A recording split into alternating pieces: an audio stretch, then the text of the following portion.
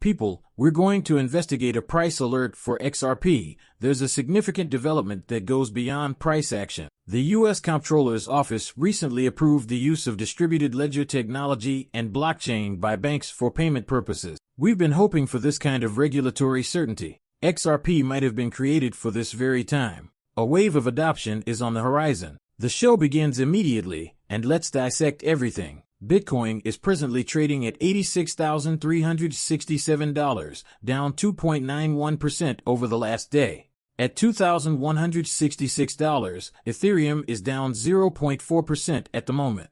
XRP is still trading at $2.33 and is showing some life on the hourly chart, nearly up 1%, as both USDT and USDC are coming in at their dollar pegs. The total market value of cryptocurrencies is $2.81 trillion, slightly higher than it was this morning. Hold on, something unsettling is going on with the US and its crypto strategy, I remarked when I released this. I want to go over the 3 points we have here. For starters, it asserts that it solely keeps Bitcoin as a strategic reserve. Second, it is covertly keeping all of the coins in a cache. 3. David Sachs stated that since XRP, Solana, and ADA are the top 5 coins, they just brought them up. However, unless we're focusing solely on US cryptocurrency, if we take a literal look at this, they're not the top 5 currency. This kind of becomes confusing, don't you think? The biggest red flag of all of this is that they seem to be skirting the issue or being extremely circumspect about how they discuss cryptocurrency.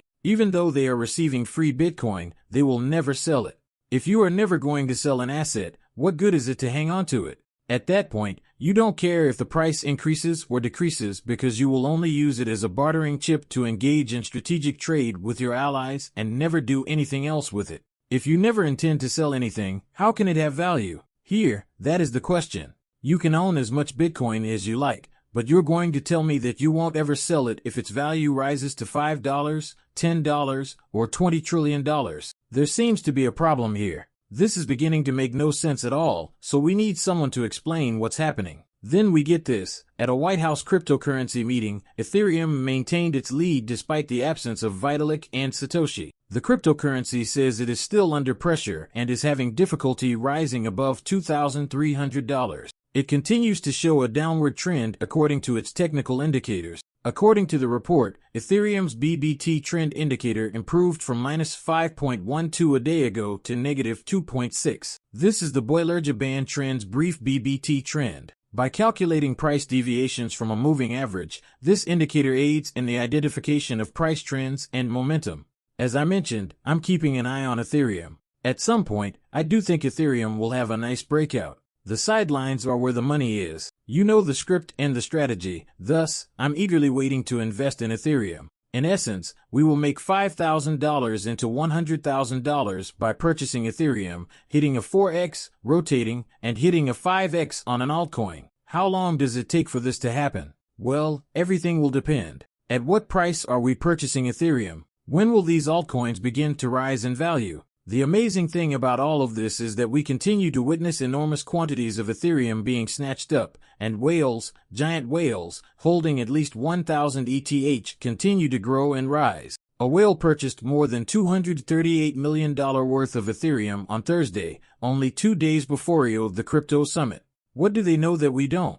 You begin to wonder. We shared several XRP coffee cup designs in 2023, Dark Defenders, as you can see. He dissects it. What is it? The U-shaped formation on the price chart resembles the coffee cup, which is the base of the market pattern. It usually takes weeks to months to fully mature, but it signals a possible bullish trend reversal following a downtrend.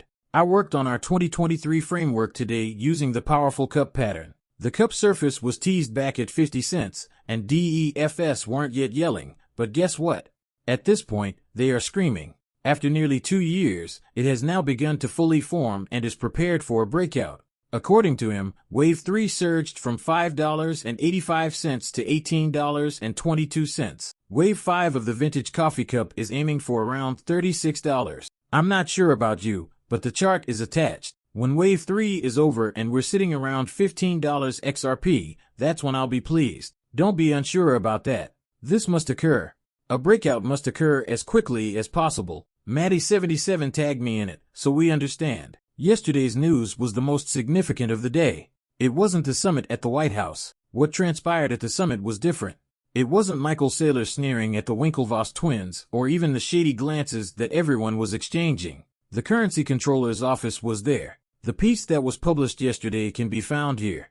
I won't read this to you, so don't worry. Instead, we'll go straight to Jeremy Hogan's tweet, where he breaks it all down because it's so bullish. He claims that a letter permitting banks to employ distributed ledgers/stable coins for banking operations was recently released by the U.S. Office of the Comptroller. According to the article, we consequently conclude that a bank can operate as a node to validate, store, and record payment transactions. Similarly, a bank may conduct additional acceptable payment operations using the INV and associated stablecoins. Those are very elegant terms. What is the meaning of it all? Very easy. To validate, store, and record payment transactions, it states that banks have been permitted to take part in an independent node verification network, which is commonly referred to as a blockchain or distributed ledger network. It also makes it clear that banks can now use stablecoins and blockchain technology to carry out legal payment operations, provided they stay within regulatory bounds. Now, what regulatory-approved asset do you know that operates in the banking industry, falls within this regulatory boundary, and could be used for data storage, validation, or payment transaction recording?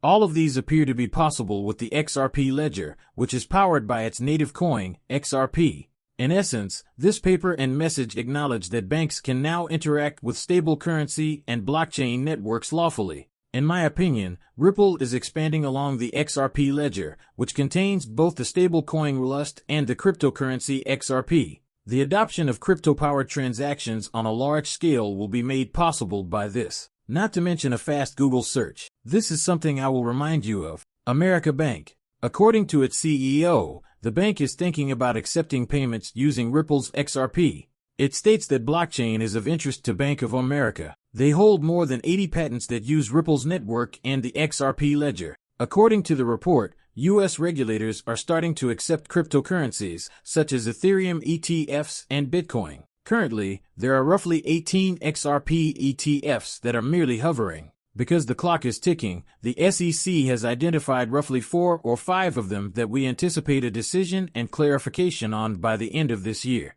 It might occur on any given day. However, they only have 240 days from the time they acknowledge me to respond to you. I think 240 days is a long time. They need to be required to acknowledge you within 90 days. I'm not sure why approving these items is so hard. To me, it all seems like a delay strategy. However, when it comes to the opening of the floodgates, when it comes to banks receiving approval to begin using blockchain technology and stablecoins, we look at businesses that have been establishing these partnerships for a long time. We are essentially referring to Ripple and its actions around the XRP ledger, XRP, and Rust. A one-stop store is what it is. It takes care of all banking requirements. It accelerates, enhances, and transitions banking systems to the new digital financial system that is being introduced or replaced in front of our very eyes. The green light we have been waiting for has finally arrived. This is the direction we want to go. Additionally, this letter from the OCC is huge. However, a large number of people are unaware of this.